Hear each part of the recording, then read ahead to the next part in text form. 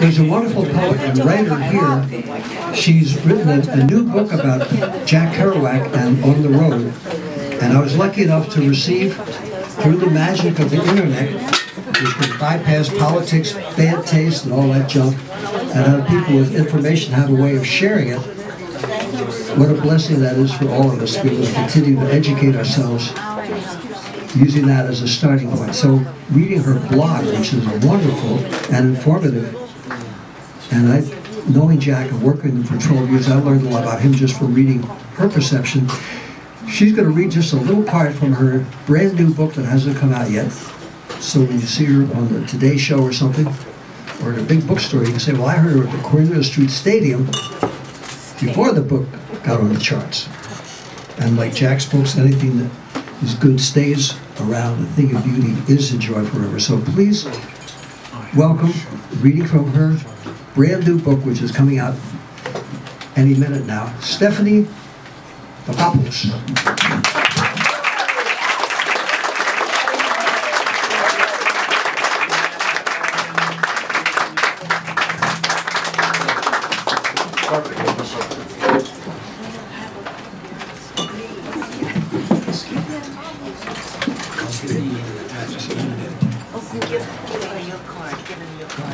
Obstacle course getting up here.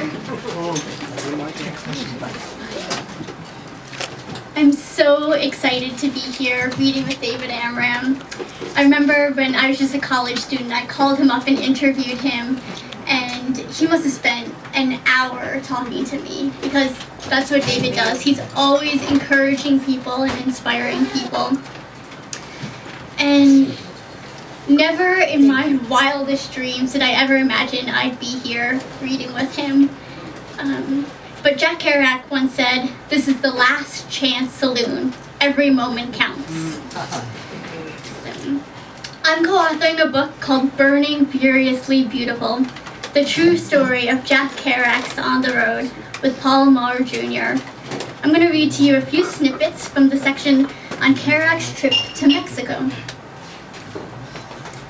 Loaded up with luggage, food, and water, Jack Kerouac, Neil Cassidy, and his friend Frank Jeffries fled Denver into the dark southern plains.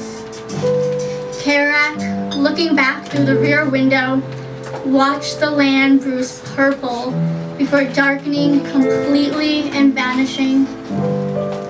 The 36 Chevy plumed dust, and after a few distractions along the way, described in more lurid detail in the book, they made it to Mexico.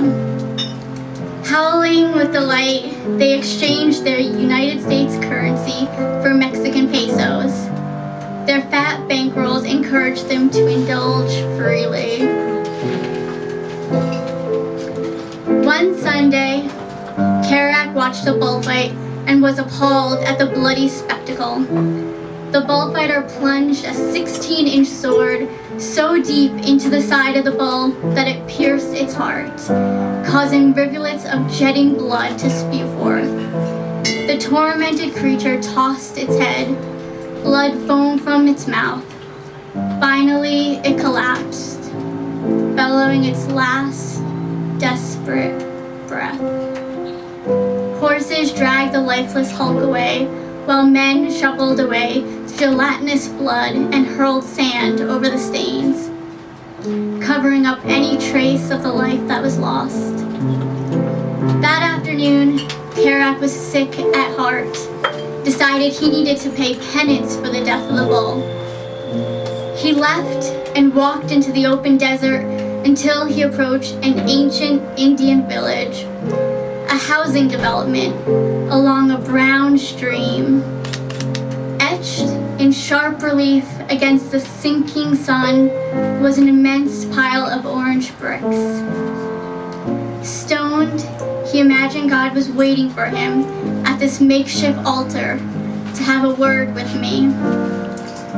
As the heat seeped into his body, he sat and feasted upon a swirl of hallucinatory images. One was the great walking saint, who, like Kerouac, was doomed to walk across the wild expanse of America until his death. In the process, the spectator dug all things: men, women, animals, trees, flowers, and the many rivers that intersected, crisscrossing the continent like arterial passages, engorging the earth with life. This was the capstone to his road novel. It was Kerouac doing his penance, walking for the bull across the heated earth.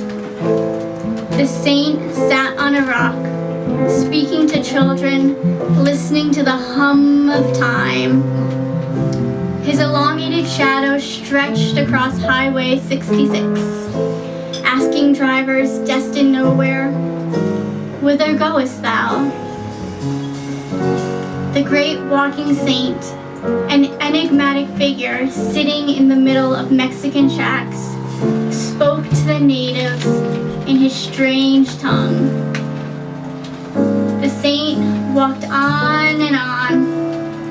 Kerouac would do so too, like Tolstoy, who gave up his affluent lifestyle and took to the Russian roads, seeking redemption and communion with God.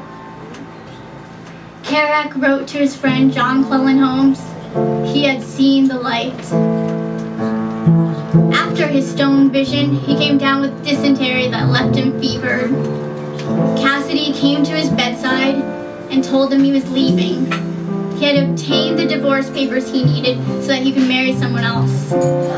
Kerouac was in no shape to travel, so Cassidy left without him. About a week after the bullfight and his desert revelation, when at last he was feeling well enough to travel, Kerouac left too.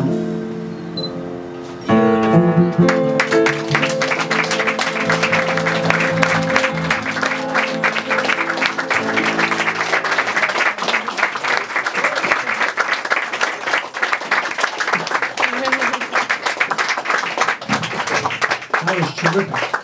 They say in the old country, "E frati sto poli." That means thank you very much.